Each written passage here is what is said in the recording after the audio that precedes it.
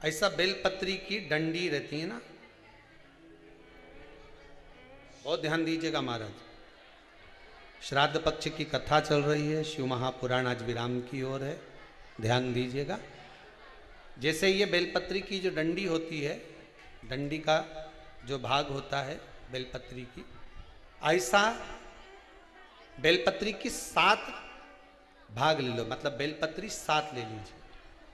7 बेलपत्र लेकर कच्चा जो सूत होता है ना, कच्चा सूत जो जानते हो पेड़ पौधे में माताएं लपेटती हैं, धागा जो होता है ना सफ़ेद कलर का कच्चा धागा, जो बड़ में, पीपल में और आंवला आदि में लपेटा जाता है, कच्चा सूत, उसको शंकर भगवान और माता पार्वती का स्मरण कर कर नंदी के, जो नंदी होता है, नंदी के राइट भाग में, नंदी का एक पांव ऊंचा होता है, आपने देखा होगा आगे का पांव ऊंचा होता है, बैठते समय नंदी का एक पांव ऊंचा, एक पांव नीचे की ओर जाता है। तो नंदी का जहां पांव ऊंचा है उस ऊंचे पांव के पास में बैठना है। कच्चे सूत पर उस बेलपत्री के जो 7 गुच्छ हैं, 7 जो बेलपत्री के भाग हैं, 7 बेलपत्री हैं, उसको अपना नाम गोत्र स्मरण कर कर उस कच्चे सूत को लपेटना है महाराज। लाल कलर का चंदन उस बेलपत्री के पत्ते में जो अग्रभाग होता है, सबसे आगे का भाग, 7 में लाल चंदन लगाना है महाराज। उस चंदन को लगाकर आप प्रदोष के दिन, प्रदोष काल में शंकर भगवान को समर्पित अगर करते हैं तो जिस घर का गोत्र बोला है उस घर में कभी क्लेश नहीं हो सकता, उस शांति का अनुभव कर, उसमें क्लेश नहीं हो सकता।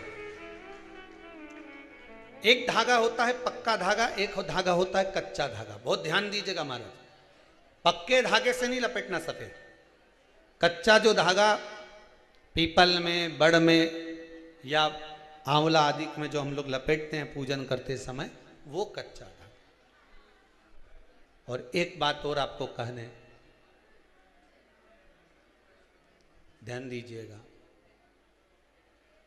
अगर मान लो किसी पति पत्नी का तलाक तक की नौबत हो गई और तलाक नहीं कराना है, आपस में वापिस प्रेम बढ़ जाए, छोरी वापिस घर में रहे, बेटा उसको रखे, बहू रहे, आपस में प्रेम बढ़े, वो भले मायके चली गई हो, वो भले लड़का छोड़कर चले गया हो, अकेली रह रही हो और चाहती है कि मैं पति के साथ रहना है, तलाक नहीं होना चाहिए, हम दोनों में प्रेम रहे, वो संभाले मेरे को भी और मैं भी आदर करूं, वो भी आदर करे। तो मेरा निवेदन है, कच्चा जो सूत होता है, कच्चा जो धागा होता है, नंदी के ठीक पीछे बैठकर कोई साथ में आपके परिवार का कोई व्यक्ति चले जाए और हस्तकमल को, जिसको अपने परिवार में वापिस रहना है, उस स्त्री हो या पुरुष हो, दोनों में से कोई भी नंदी के पीछे बैठकर, सोमवार की जिस दिन अष्टमी पड़े उस दिन नंदी के पीछे बैठकर हाथ को ऐसा बंद करना है, हाथ में एक बेलपत्री रखना है, सीधी सीधी बंद कर कर 7 बार उस हाथ पर कच्चा सूत लपेट देना है, उस सूत को वापस निकाल लेना है बेलपत्री के साथ, बेलपत्री के साथ में, और बेलपत्री को तो अपने पास में रखना। सबसे पहले माता पार्वती का जो हस्तकमल ऐसा होता है शिव मंदिर में, उस हस्तकमल में वो सूत जो आपके हाथ से निकला है वो उसमें डाल देना है, माँ जगत जननी से प्रार्थना कर कर, और जो बेलपत्री आपने संबंध को जोड़ने के लिए अपने हाथ में ली है वो शंकर भगवान के कटी भाग में, फिर निवेदन करूंगा कटी भाग को समझ लीजिए। ये शिवलिंग रखा है, जहां पर शंकर भगवान का शिवलिंग, माता पार्वती जी के हस्त कमल पर जो शिवलिंग रखा है, ये भाग कटी भाग कहलाता है। इस जगह पर जहां शंकर और पार्वती का मिलन हुआ है, उस जगह पर उस बेलपत्री को रख देना है महाराज। ज्यादा से ज्यादा 3-4 महीने लगते हैं, दोनों में वापिस प्रेम बढ़ जाता है, दोनों एक हो जाते हैं। तलाक तक बात चल भी रही हो तो वो तलाक समाप्त हो जाता है, प्रेम, करुणा, आसक्ति, स्नेह बढ़ जाता है।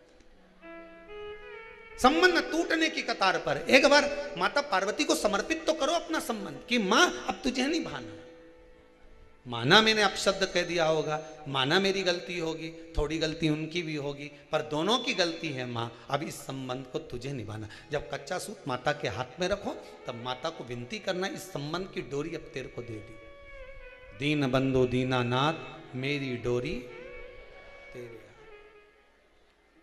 अब यह डोरी मैंने तुमको दे दी है, अब यह संबंध आपको निभाना है। अब ये संबंध मेरा। पतंग उड़े आकाश माने, डोर थारा हाथ मां। ओ भोले मेरी पतंग ऊंची राखना, शंभु मेरी पतंग ऊंची राख।